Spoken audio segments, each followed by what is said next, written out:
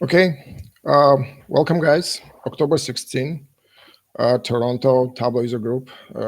So we're gonna have today like two amazing speakers, and we're gonna learn a lot of new things today, and we're gonna share this information with others, of course. And this is the main page. Few words about me. Um, I'm the Toronto Tableau user group co-leader and leader, and I'm a Tableau consultant, by the way, and I became this year a Tableau visionary, and also I'm a Tableau ambassador. So today we're gonna have two amazing speakers, and I think I was bragging about this that I'm a truly visionary because I kind of contacted you guys to be a speaker for this today when you weren't selected yet ambassadors. So congratulations.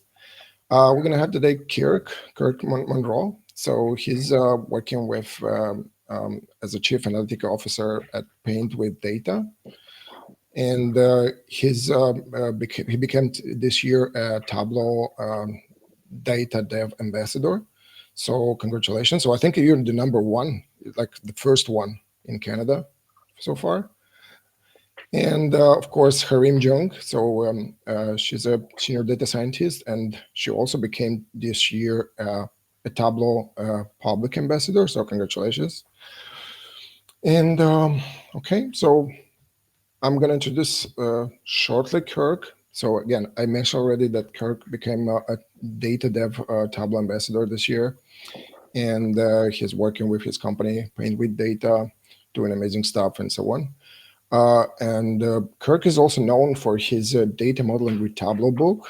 This is really cool. So it's like everyone not paying attention too much to data, but this is where everyone should focus now. And also Kirk is working with his company and helping other companies and doing consulting business and solve complex stuff and doing some good analytics. Okay, so long story short, so Kirk, it's all to you. So I'm gonna stop sharing my screen. Thanks, Adrian, for that introduction and the Tableau Ambassador nomination. Yeah, so since Adrian got past the introduction, I'm going to whip through this. I think what's important about this is we're going to be talking about specifically about the new multi-factor relationship feature that came out in 24.2. So it was about June, and then with it had a hyper kind of bug in it. So it's effectively been in since about July. So it's still a pretty new feature. Of course, people paying attention to 2024.3 dropped yesterday. So I've downloaded it, but I haven't yet brought it up here because I didn't want to find a bug or something. So, but it's been in now for a little bit. And it's something I spoke at Tableau conference this year about, along with Thomas Nunn, who's the product management director responsible for the feature. Before I got into it, I think it's always important to point out relationships in general. I would say relationships have been in Tableau since 2022.2, so for a little over 4 years. Before relationships, you had to effectively join your data before you brought it into Tableau. So if we looked at Superstore in the past, it probably would have been made up with a number of tables, at least these 5 tables in the source system. And then you would have had to take it and join it like this in Tableau. It would look like this. You would have to decide on things going in, like inner, outer, left, right joins, that kind of thing. But just an important thing about this, the reason we do this, which we used to do this, which was called denormalizing our data, which we'll get into, is that joins were kind of slow at runtime in the past with analytics, probably because of where computing power was more than anything. So we wanted to build the joins in ahead of time from these kind of base tables. The problem with that is it two things. One, it explodes your data. There's really 3 things. It explodes your data. So in this case, there's 27 total columns or fields of data across these. And line items has the longest one with just under 10,000 rows. So your data set's going to end up being over 250,000 cells, if you think about it like it was an Excel spreadsheet, because when people ask me how many rows of data can Tableau handle, I'm like, you really can't think about it that way. You have to think about the number of cells, really. So the rows times the columns. There's a lot of this in the book, right? And then the other problem is, in spite of your exploding your data, you're actually eliminating questions because you're making decisions like these inner joins. If the product team, say, wanted to answer the question, which products haven't sold in this, they wouldn't get it, because if it wasn't on a line item on an order, then the join would filter it out. And if I did a right join, I would end up with a bunch of nulls. It would be a mess, right? So, but then Tableau introduced relationships, which I still think, based on surveys I see people doing, maybe about a quarter of the community use on a regular basis. And in this case, Tableau doesn't explode your data out, and it allows you to answer more questions. So in this case, you would multiply the rows by columns for each one, and then you would add them all up. So in this case, this data model would be about 42% of the size of the other one, and you could answer questions like which products haven't sold, because in relationships, Tableau is smart enough to figure out what kind of join you need to answer your question at runtime. That's an important thing. Imagine if you were Amazon or Shopify or something, how many line items you would have. So this explosion would be like, this would probably be like 2% as opposed to 42%. So with that, that's just the base of why relationships are so powerful at a high level. We're going to jump into a demo now, specifically of multi-fact relationships. And as I go through this and wrap up, it is going to go a little fast. I know that going in. So feel free to come back and review the demo, et cetera. But I really want to introduce the concepts and the capabilities, and then come back and think about, how you would approach your data strategy accordingly, right? So to start with, just a reminder that if you used Superstore in the past, it looked like this, right? Which was one great big flat wide table. And the third problem it calls, remember I said you eliminate data, you explode your data. The third is you end up with some wonky levels of detail, which lead to having to do things like count distincts a lot and level of detail calculations a lot. And people say avoid those for performance, but I'm like, I don't know how, when my data is this denormalized, to avoid count distincts, because of course people want to know how many unique products we sold or unique customers we had, et cetera, which requires a count distinct in this kind of data set, as an example. So let's look at how we would build it today. So just even with relationships right away, let's say what I would probably have is an orders table that looked like this, which really doesn't have much in it except a bunch of keys, foreign keys, which we'll get into, and then a ship date and a ship mode, which may or may not be in here, another table, but in this case, we have it in the table. And an order is made up of line items, right? And it's in the line items that we have. And all we have to tell Tableau is we're not doing a join here. A lot of people think this is an inner join. This is not an inner join. It's a relationship, and Tableau is going to figure out, depending on the fields or the pills we bring into our view, is going to determine what joins run behind the scenes. But it's this table that has our profit, quantity, sales, and discount. So our measures are mostly in this table, right? And then orders are shipped to addresses because a customer, of course, might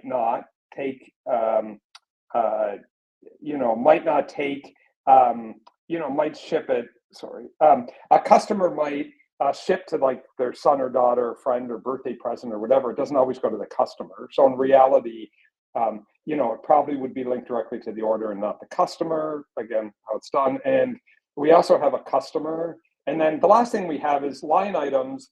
You'll notice just has a product ID and an order ID. So if we want to get these products that sold, right, like to get subcategory, category, et cetera, we would have to bring in our product database as well and match it on product ID.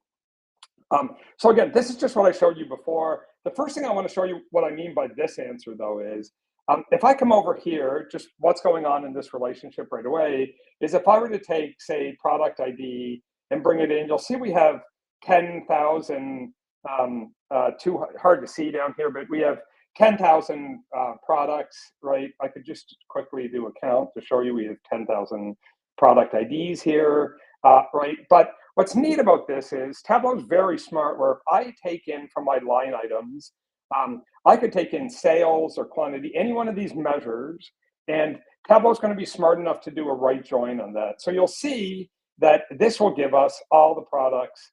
This is the number of times these products were on an order. And you'll see there's loads of them that are zero, right? Had we done a join, we would have missed all these. And we would have missed all the ones with zero behind them, right? We could take this and control copy it up here. And then if we say how many products did we sell, it was 1,862. Just as easy as that by saying we need at least one order. So behind the scenes, Tableau does the right join for us to answer the question we're trying to answer, as long as you know kind of how relationships work. But we're not here to talk about relationships per se. We're here to talk about multi-factor relationships, which is the new feature. So why would we need them? Let's go back to kind of anyone who's been around Tableau for a long time knows that, the Tableau demo that we used to do to introduce people to it for a long time was that the problem that we had in our data was tables in the East. And specifically what that was is if I bring on, say, sales and profit.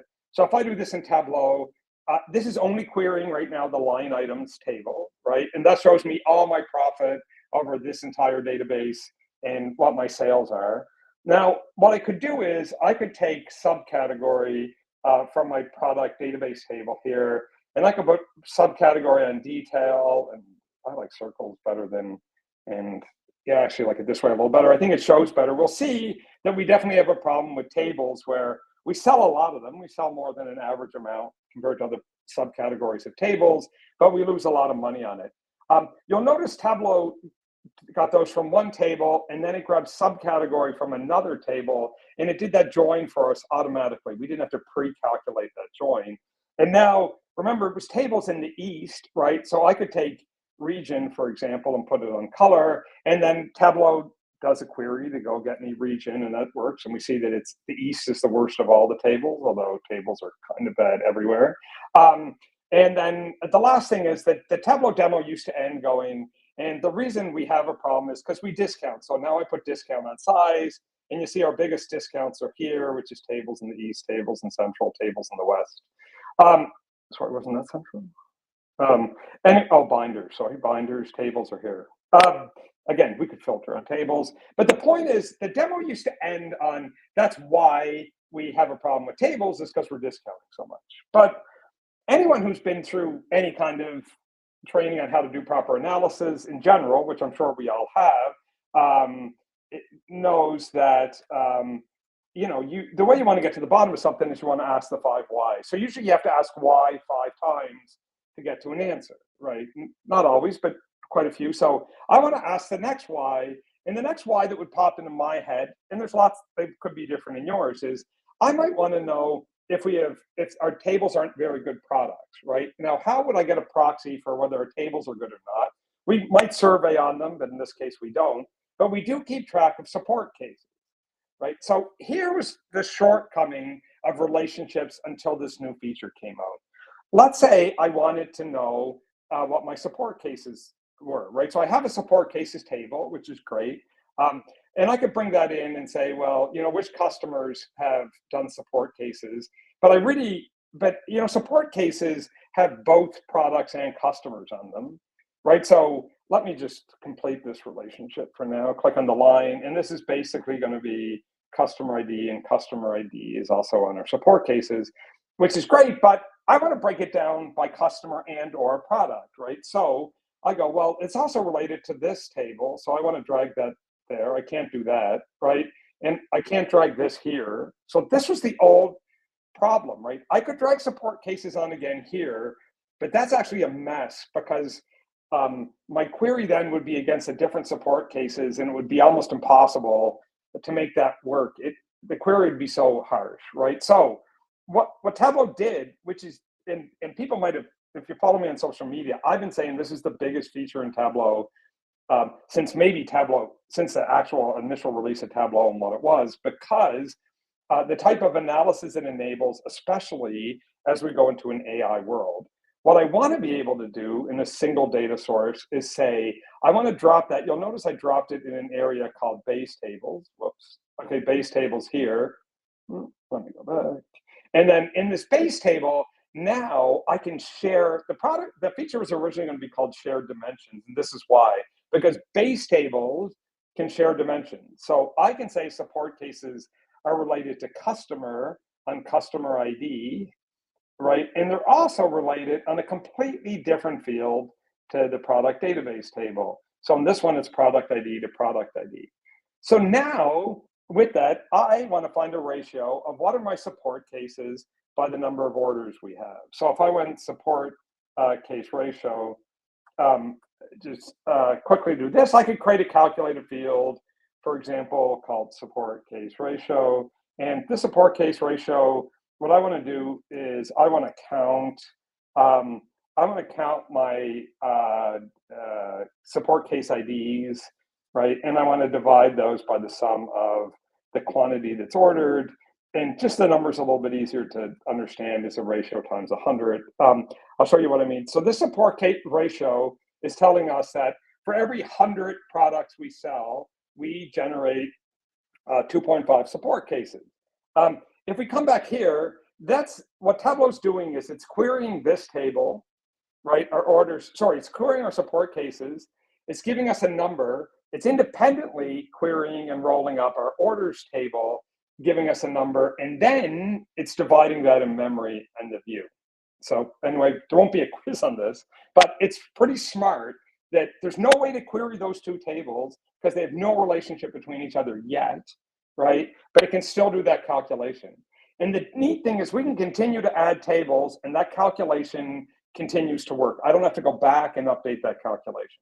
So remember, we want to know how it's doing by support cases, right? Or sorry, by subcategory. So I could bring subcategory on and sort it down, and let's fit height. So this will show us that tables, which were our problem, are generating a fair number of support cases, but not that many more. They're generating 3 versus an average of 2. Now, another thing I'm curious to try in 24.3 later today, hopefully, is I'll show you the next thing I would want to do with this is, I might want to know, though, what's the sentiment on these cases, right? And the sentiment on these support cases is kept in another table called support case details. Now, another important thing to notice here is I bring this in, support case details, you'll see it only relates to this table, which is fine. And then as I hover on any given table in this entire thing, it'll, in this graph, if you will, it'll show me all the relationships. And if I'm like, I just want to know what support cases know about, right? I could temporarily get orders out of the way like that. If you see, which is kind of neat, you'll see, so I can hide and show things just to see them. But in any case, my support case ID actually is sentiment.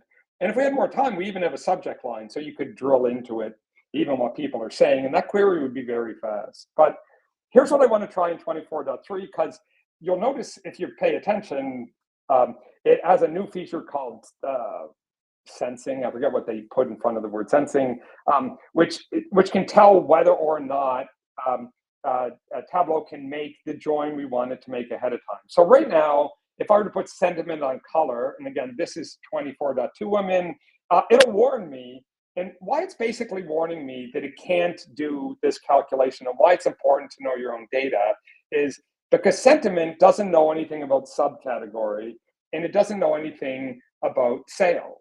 But it does know my numerator. I know this, right? My count of support cases. So I know I can ignore this warning, basically, and I have confidence in this calculation that it's right because it can work against the top of my calculation. The nature of a ratio is that works, right? So again, just for I'm going to do this. Sorry for the people. If you're colorblind, I'll fix it by the order. By the way, I order these. It just, I think it shows a little better. I just wanted to know, are the negatives, which is the bar closest to to our axes, higher on tables, and they're a little bit higher. So we could have hypothesis it's a little bit of a product issue, but it doesn't stand out like that massive discount and profit issue. So last one, because I could take this forever, have so much fun with it, is maybe it's because I would just keep asking whys, right? Maybe there's too many returns. Maybe there's whatever the case may be, but maybe what it is I've got this inventory table. I'm going to put it as a base table. Maybe it's because we have too much inventory and we have to blow it out. And again, inventory only has product on it, right? Which is fine. So again, this works. We can see that product knows about everything. You'll notice products, I know about support cases, orders, and inventory now. We come back to our line, and then I'm going to come here and go product ID that we can't track inventory of, and product ID here. And what this allows me to do, right, is now from completely different tables, if I come to my line items, which are connected to my products, I could say, let's look at our quantity sold of stuff, and let's compare it to, again, completely different table. We're going to compare it to inventory, my inventory levels. You'll see things are grayed out that Tableau can't join together yet. I'll share the link to my TC presentation. Thomas gets into the query semantics behind it, only because we don't have time for that part today. But you'll see there it is. And now if we took our subcategory, again, from our product table, and we put subcategory on detail, you'll notice that we have this outlier here. It could pop a little more. We see on this trend line, as an example, that over a given amount of time, that our inventory levels are very well aligned to our selling levels, except for tables, of which the other ones are kind of a 1-to-1-ish ratio, right? Again, leaving time aside for now. But in this, we have way more inventory at tables, so maybe that's why we're blowing them up. Again, you can't get causation looking backwards anyway, but we keep pulling in correlations of analysis that let people know where to go to look to know why that discounting might be a problem. So that's the last one I'm going to show in the demo per se, but gets the idea across how you can keep iterating, just like you've always been able to iterate in Tableau about bringing new fields on to your analysis. Now you can even bring new tables to your analysis effectively, which is pretty powerful.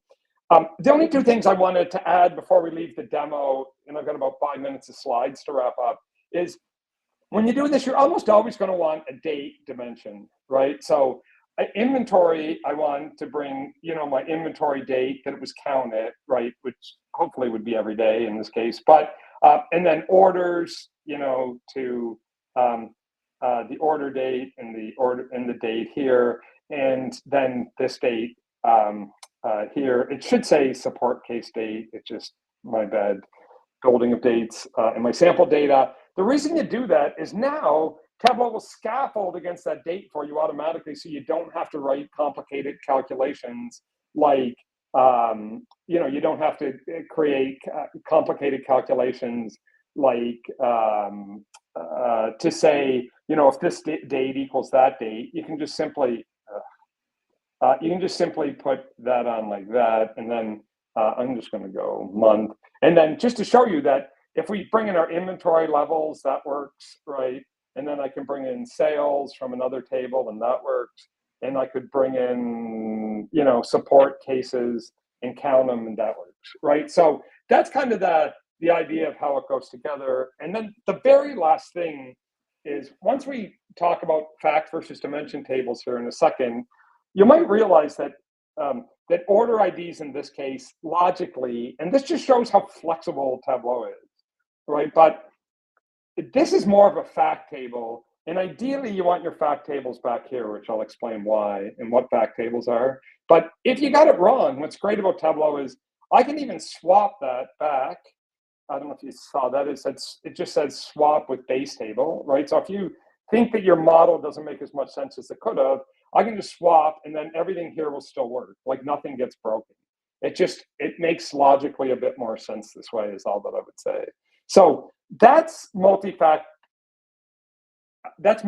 relationships. And again, I think it's very powerful in every context, and particularly in an AI world where you're trying to find, or people I expect are going to expect to find correlations across things that wouldn't have been in a single Tableau data model in the past, because there's really no way to join all this stuff together, because these tables don't have the same kind of columns in them at all. So just jumping back, I won't spend too much just time before you go out of the demo, can you just somebody had a question, can row level security be applied to multi-fact tables in this new model? Are you aware of any negative impact?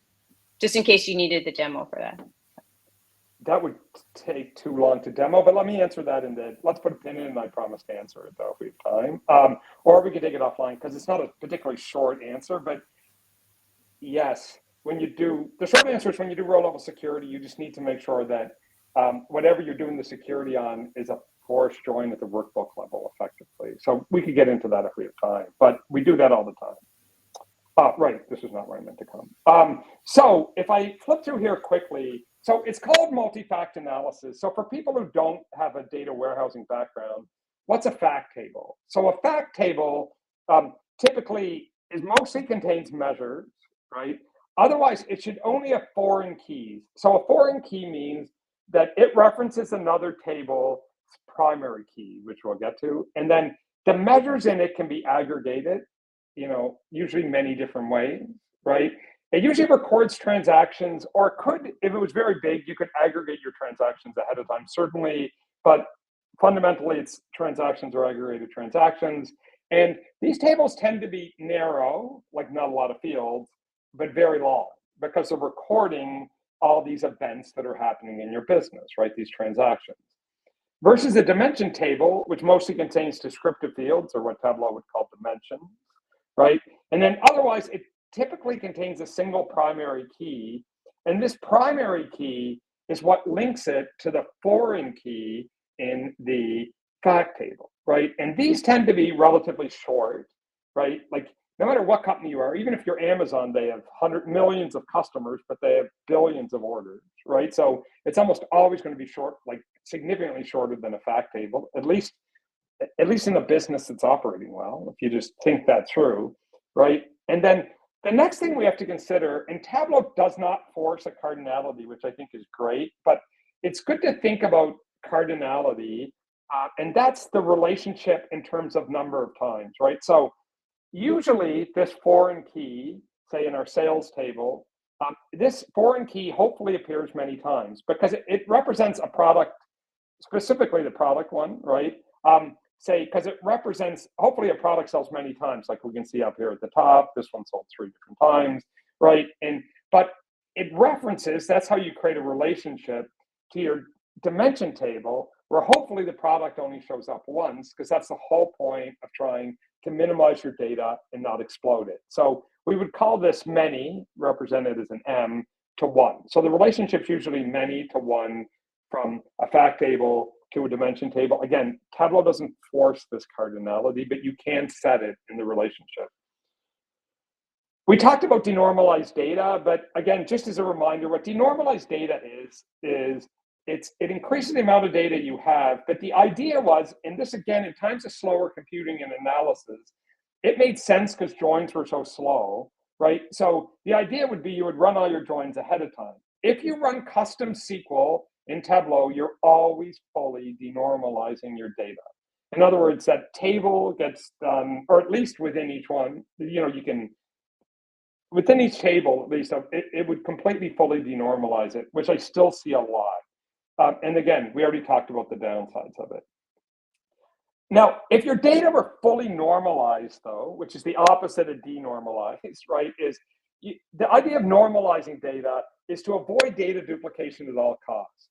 So this table, believe it or not, is somewhat denormalized, because otherwise what you would do is you would have 2 tables hung off this, where this would have a category ID with like maybe FU, and then, or FUR, let's not like it.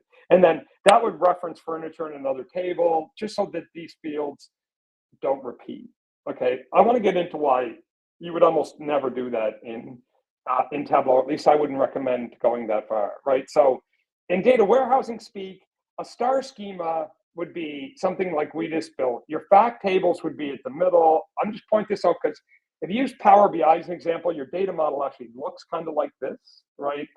Where you have multiple fact tables in the middle. You can have just one and still be a star, and they relate to the same or different dimension tables.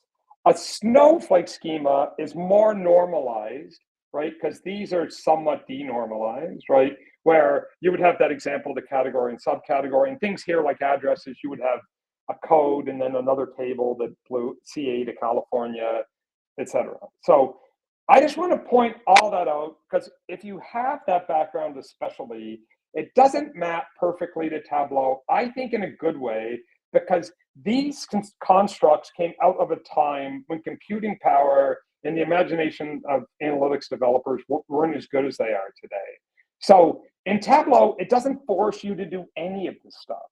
But the reason I like to point it out is because with that great flexibility kind of comes great responsibility on you if you're going to be the data modeler, especially not only for yourself, but especially for other people. So in Tableau, here's what I try to do. The base tables, if you can control the data, right? Base tables should be normal looking fact tables. Again, people are used to seeing them in the middle. In Tableau, they're on the left, right away different. Again, they should strive at least for a cardinality of these being at least unique, right? And then here I try to denormalize to the level that minimizes joins. Or the join can be completed, but even minimizes joins. Imagine in my subcategory example, if we had more of a snowflakey kind of completely normalized thing, and then we asked for subcategory, it would have to go through product table first, join to the product table first, then join to these tables. To me, that's an unnecessary join for what we gain by having the subcategory whole word instead of an index to it. So basically, this is the way I say to design in Tableau, right? Over the kind of purism way of a star snowflake schema. So we're trying to balance this original goal of we want to reduce joins at analysis time because ultimately they can be slow if there's too many of them, right? But we want to avoid a full denormalization at least. In other words, we don't want to do a lot of joins before the analysis, before it gets to Tableau, because again, we explode our data, we reduce possible answers. And in the case of multi-fact dimensions, which I should add, we can't even do it, right? So we need to do it anyway. So my pragmatic design is, again, fact tables should look like fact tables. They should go in the base table. And when you have transactional data that's many to one, right? Make sure those fact tables are put in the base tables. And then when you have dimension tables that have a natural kind of one-to-one cardinality with even a dimension, a measure in them, and then denormalize them into a table and then share them with those base tables, right? So here's what I mean. So as an example, I would keep furniture and bookcase, like subcategory and category in this. I would not index them out. And the reason why is because you would, and I would call this a product table, because you would never ask a question about category or subcategory unless you were thinking about products. So it makes sense to have all that denormalized into a products table. And the other thing, cautious of time, I would consider order something like first purchase date to the customer table instead of having that as an LOD, because although it's a measure, well, it can be a measure dimension in Tableau, but the first purchase date only relates to a customer, and it doesn't really get aggregated per se because it's tied one-to-one to a customer. That measure, or loyalty points maybe, is okay in the dimension table. Like you don't have to be pure and say no measures in the shared dimension tables that are hung off the base tables. But again, it's always good to know that if a data engineering team hands you a bunch of tables and you can't do what I said, that's why Tableau still gives you that flexibility, unlike, say, something like Power BI, basically, unless you're really, really good at DAX, will force you in to a certain data structure. The downside of that is you have to really think about what you're doing because Tableau is not forcing you to do it. And I promise my very closing thought is, if you want to future-proof yourselves in a Gen AI world, which we're clearly going into, at least my opinion is that becoming a data model expert is probably going to be even more important than being what we jokingly call a wizard, or like, a wizard of creating visualizations. That's still a great skill. I'm not downplaying that skill. But if we're going into a world of like Tableau Pulse and people asking questions like through Tableau Agent, you have to make sure your data models are really good. And my example of this is, and Tableau Tim just did a video on this, and we were back and forth on LinkedIn about it a little bit, because when a business user asked the question, they would ask a question like something like, what is the average customer purchase size? And if you have Tableau Agent, you should try that, because you would have to be pretty good at asking the question to get what I'm almost positive they would expect as an answer in that highly denormalized data set, which is what they actually would want, is they want to know the average order size by customer. So you would first have to fix by order ID sum of sales, then group by customer, take an average of it, and then they again want an average of that. So we don't have to break this down, but think about it later when you look at the slide that I think this is the answer to this question. And I doubt it would give it to you with the current data structure unless you created a calculated field to help it out first or restructure the data in it. So that's it for me. There's some resources that will be shared with you. All of these have links behind them. There's a couple of blog posts on the Flairless twins, one on the Tableau blog in that presentation I spoke about. So if we have time, Adrian will take questions, and if not, we can hold them to the end, whichever way you want to go. But thanks for the time. I know it was quick, but time to go back. No, it's all good. Yeah, this was an amazing presentation. So anyway, like the relationship model, it's might be some kind of like more complex than you think, So and people think that could be like more complex, and it's a ideal situation when you have like multiple tables and those have some kind of partial relationship one to another. So basically you just made data speak one to another. So, and from the complexity point, I would say like it may be looking like complex when you look at the end result, but if you know the data and all the stuff, so in the business and so on, so it's easier to build that relationship in the end.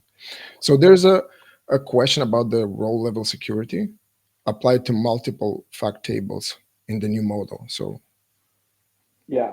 So yeah, here's my quick answer, and then people think about it. So if you have an entitlements table that says a person can only see a certain country, for example, right?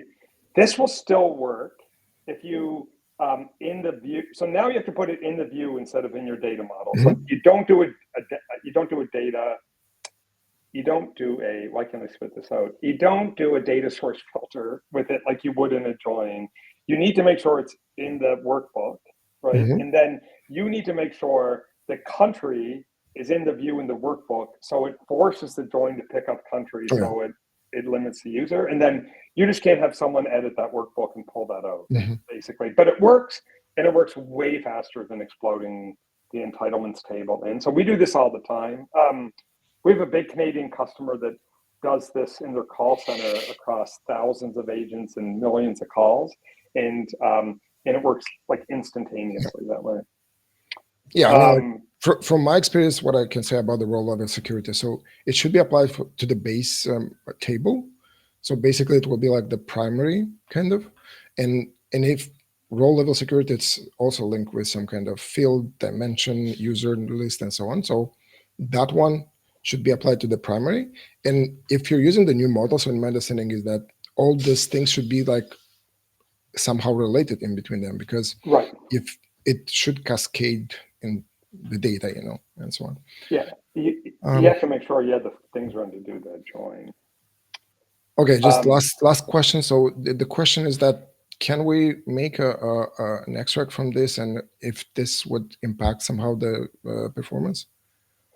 So if you create an extract from it, Tableau will snapshot each one of those tables and bring them in independently, and then it does all the joins at runtime inside Hyper. So it's very quick to do. It's much, much, much quicker to create an extract this way, because it's effectively going snapshot, brings them in as tables, and then it runs it. The other reason, that's a great question, the reason I could go on for hours on this is, now you can do cross-database joins across any database you want. Like, it won't stop you, even if the database can't do it, because you're going to extract it, then Hyper's going to do the join for you, or whatever. And then a super quick answer, because it'd take 2 seconds if you have two different dates, unlike say Power BI, if you come from that background, you can link the two dates from your fact table each to that date table in the date table. You can do that. So if you have that order date and dispatch date, you can actually make a relationship of each of them to the same date in the date one, and it will represent that. So that, but like in Power BI, I think you can only do one relationship between each table, but you can do multi to even the same to the same one. So you can absolutely handle that use case without any kind of complicated calculation at all. Yeah, totally. So in my understanding, is more like how those dates will be used in the views, and what's the logic of building the dashboard. Because in one view you can build. I mean, like, you can bring one date. In other view you can bring another date, and you can play inside of that specific view. Yeah, but if you wanted to know, like, order date and dispatch date on the same day quantity would be hard without that table, because you'd have to write a calculation to go if it equals dispatch. But this, you just pull the date field on and you get the right answer. Yes. Because Tableau will map the right one beneath it to you.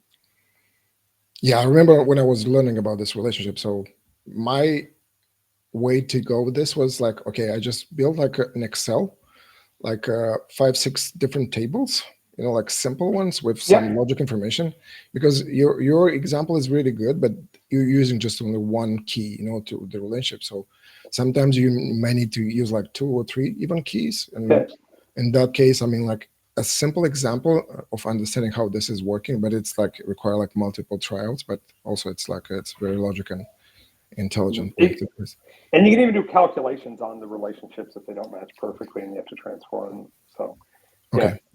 Yeah. Okay. Thank you so much. Let's jump in with Harim.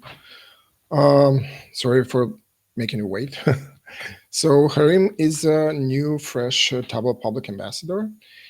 She's based in Toronto, Canada, and she's a senior data scientist, having like plus 7 years of experience in business intelligence.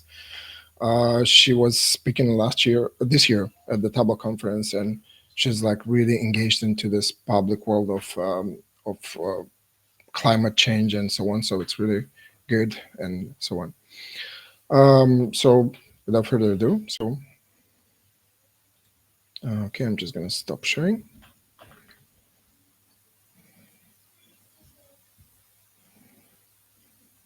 You're on mute, just in case.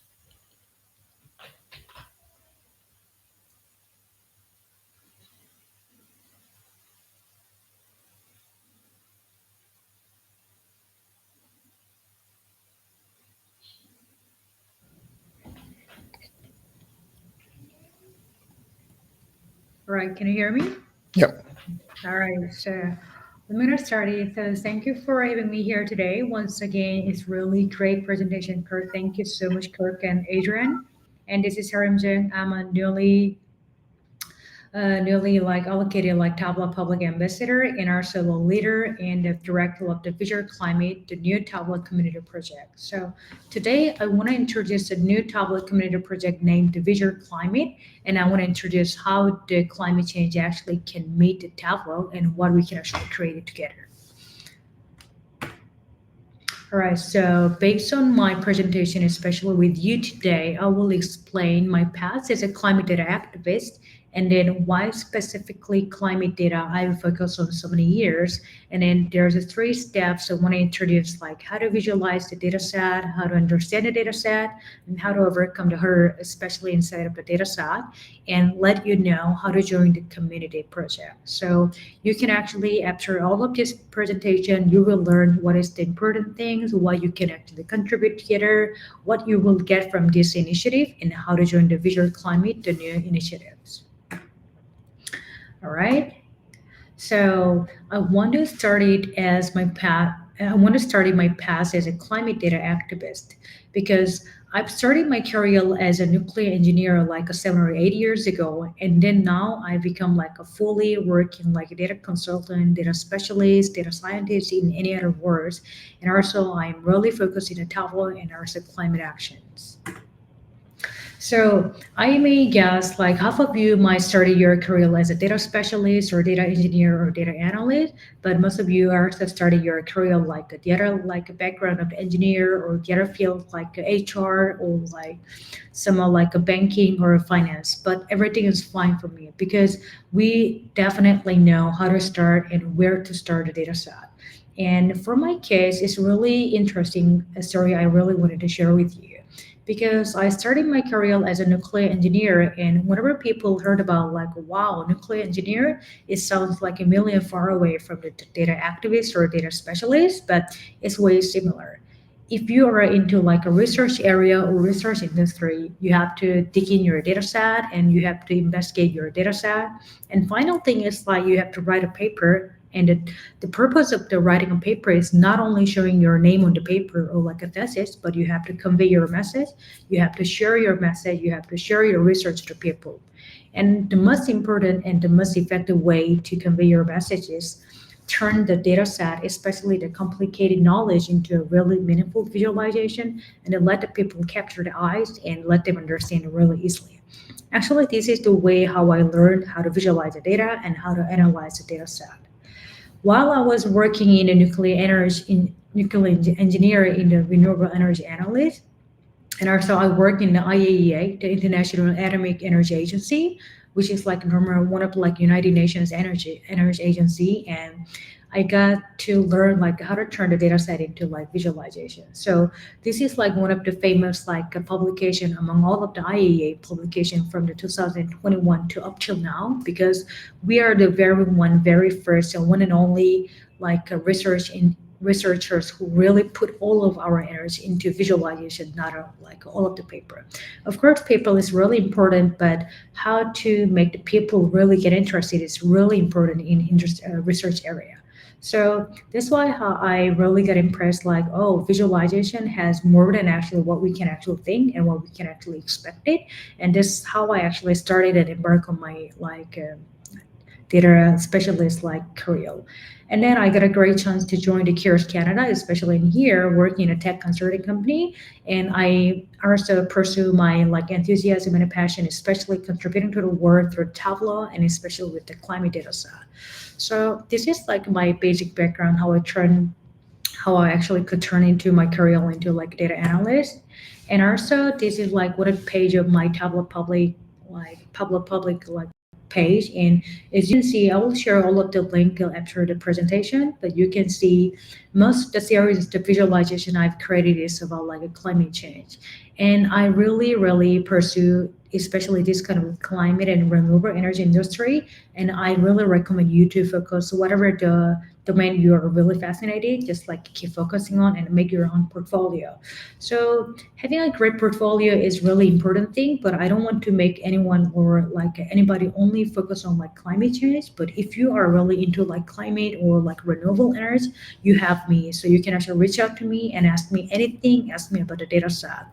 And actually, whenever I put my name on the climate change, and especially in the Tableau industry, so many people got to ask me like where to get the data set and how to visualize this visualization and how to understand the data set.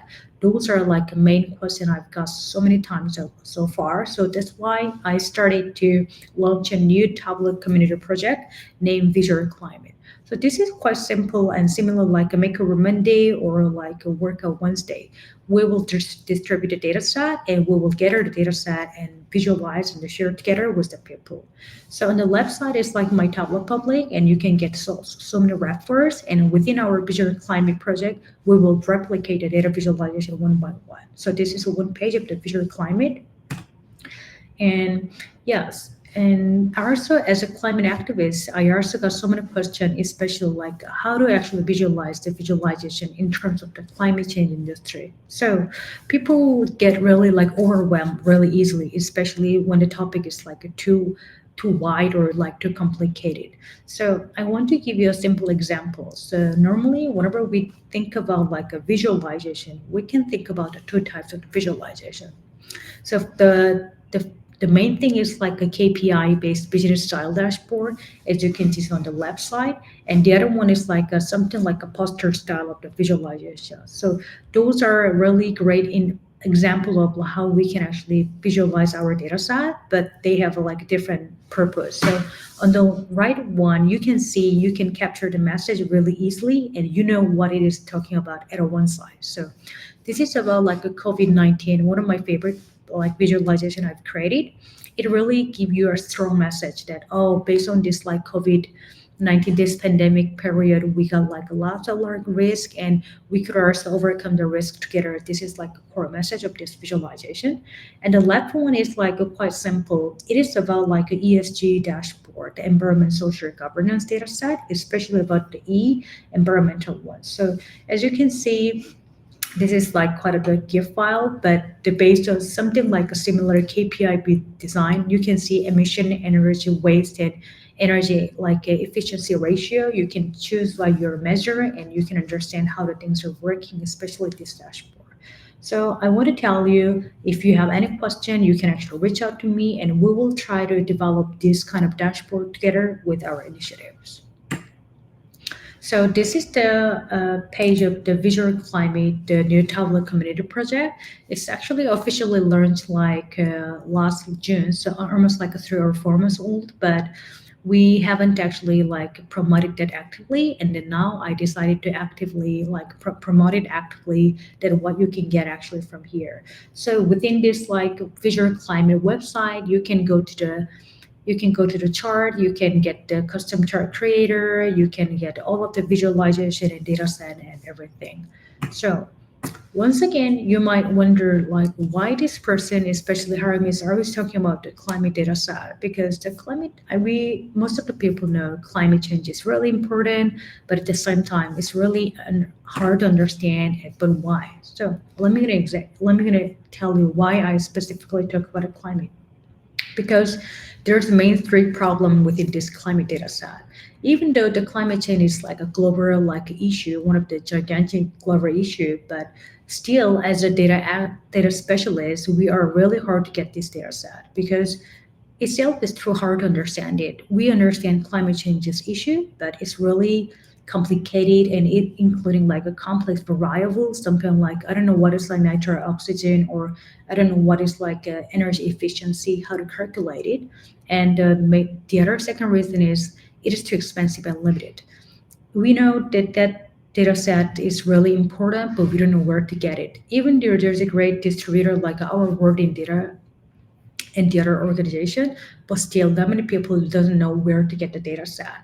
And the other like a problem I can actually share with you is like climate change is important, but it's still too typical in general. So many people know, yeah, this is a problem, but they don't know what is actually exactly the specific problem and how to actually approach this data sets. So those are not my own like personal like a problem I brought up at this point, but this is the main question I've got so many times from like data fam and so many people for over years. So I wanted to bring up this problem, and I want to solve this problem with you, especially with the data fam. So the solution is our like Tableau driven climate data portal. I named it like Visual Climate, and it's working exactly same like a Makeover Monday and Work a Wednesday like the other project. So what it is about, we are going to distribute the data set like monthly, and we will provide you the climate data resource, and we will provide you the dashboard that you can follow up. And the most important thing is like we will try to put most energy, especially develop like a impacting like dashboard. So of course the normal KPI dashboard, I cannot say normal, but like we want to convey the message in a really effective way, because this is the like initiative that we want people know about how the important things, especially about the climate change. So we will provide you the technical session really like intensively. So you will get the data set, you will get the technical like a session or consulting, and you can participate, and we will also provide you the like a credit, and you can join the competition like monthly or bi-monthly, so easily. So I want to let you know like there's a main three step that we can actually go through with Visual Climate. And the first one is like to break the first hurdle. So as I already mentioned, the data set itself is too hard to understand. So break out this like complicated like issue. We will put our energy, especially using the story in data. So as you can see, this is the main page of the Visual Climate. Whenever we are like updating our data set, we will updating our main landing page, especially with the storytelling based data visualization. So with this main landing page, you can actually put your cursor on it, you can play around with this dashboard, and you will understand the global greenhouse gas emission trickle with the Tableau. This is really intuitive and easy to understand how the greenhouse gas is actually emitted by the sector and industry, and why the greenhouse gas is really important, especially for the CO2. So I understand this is quite complicated topic as well, but this is why we are putting our energy to develop this one and redistribute it to the people, especially with the participant. So we are going to use the story in data. We are going to put our technical like development sense in here, and then we will share every technology and every technical tip and tricks to the participant, because this is the core message of what we want to share with you. And this is also another example that we will create in next month together. So this is about like a climate change action, and as you can see, this is like interactive, really visually appealing, and as you can see, those bars are actually the share of the energy. So normally, if you think about like energy, you might think maybe most of things are come from like fossil fuel, but it's actually not. Even this is based on like a 2018 or 2000. As you can see, already like a majority of the energy all over the world is like over 30% is already like generated by the renewable. And as you can see, out of the total energy, most of the 5 or 6% has been like covered by the nuclear energy. So you might have another chance to look at, oh, this is how the energy is working, and this is the global strategy that this world generation is like focusing on how to reduce the emission by replacing the fossil fuel to renewable and nuclear, and then not to emit the greenhouse gas emission. So those kind of things we will actually like convey like continuously, and we understand this is quite complicated. That's why we want to provide you the data set and how to develop this like technical visualizations that you can actually apply for other like visualization as well. And the other stuff we want to tell you is we will provide data in series.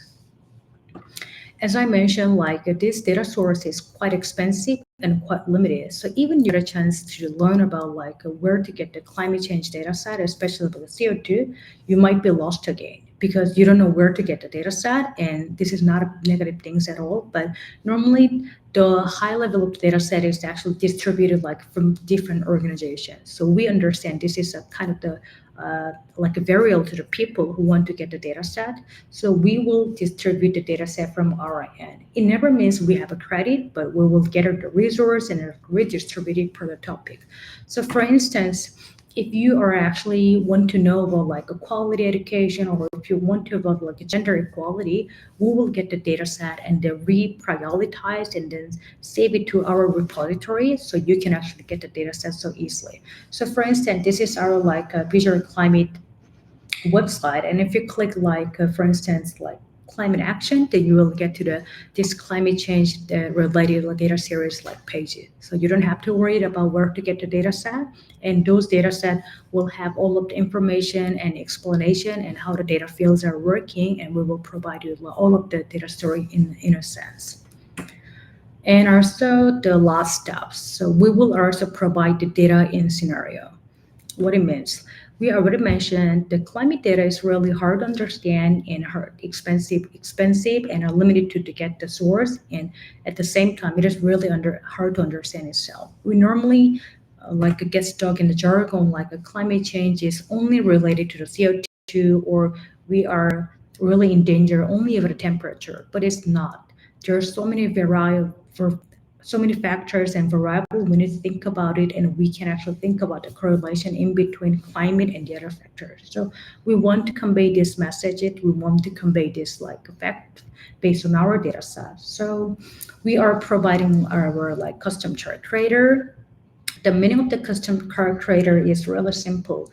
For instance, if we are going to distribute the data by monthly, people get easily overwhelmed. I want to know this data set, but I don't know where to start. So to avoiding this kind of overwhelming feeling, we are providing this kind of custom chart creator. So for instance, before you dig into the data set, you can play around this data set based basic custom chart creator So based on this one, you can play around this data set with a simple line chart, bar chart, aerial chart, or different one. And you can play around and you can get the concept of the data set and you can download the data set. So one of the good part of the visual climate, the new Tableau community initiative is not only about the visualization, not only about the data set, but we want you to explore data before you dig into your time and put your effort a lot while developing this data visualization. So yeah, this is all about what we are going to offer. And furthermore, it is about a specific topic. So we are trying to open our Slack channel, and based on question and answer, you can actually follow up easily. And whenever you have some technical question or knowledge-based question, you can reach out to us and we will definitely reply you back as soon as possible and support you to finish or participate in competition or learn about the data set. So we are currently running our visual climate, not only myself but also another two direct members. They're Khalid and Ramiz. I couldn't actually invite them, but we are going to distribute the data set. We are going to distribute the custom chart creator and the scenario-based data visualization, so you can follow up easily, and we will provide the Slack channel so you can participate and communicate together easily. So once again, long story short, this is open to everyone and you can learn really intensively about how the climate change data set is working, especially with the Tableau. And we want to make this initiative really contributing to the world and Tableau community as well. So yeah, so thank you for listening to me. And this is really easy to participate. You can go to this visualclimate.org website and you can actually find the hashtag, and we will distribute the LinkedIn and website and Slack channel through the LinkedIn post or email. So whenever you're ready or whenever you have question, you can ask us and reach out to us and ask any kind of question. So yeah, that's all. Oh, this is amazing. So thank you so much for your presentation. I was about to ask you to share the link to the hyperlink to the website, so but you put it here, so it's fine. I think you're just, I mean, from what I'm seeing, I'm not sure if people really care much about climate, because usually it's going, in my understanding, I don't know, that's just my opinion. So it's going to the level of the country you're living, and if the country will let you harm the climate, so yeah, you will do that, where the businesses, So usually it's going to the countryside. So the country will put some money aside, just for this, but yeah. Anyway, thank you so much for the activity, for this amazing initiative and so on. So anyone who's interested, please join Harim's team and create some great dashboards. And I think that will just conclude our presentation and session for today. Thank you so much, Kirk, Harim, and Candice. Candice is our shadow speaker here.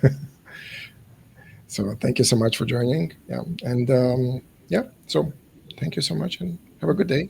Have a good day. Thanks, everyone. Yeah, thank you. Have a good one.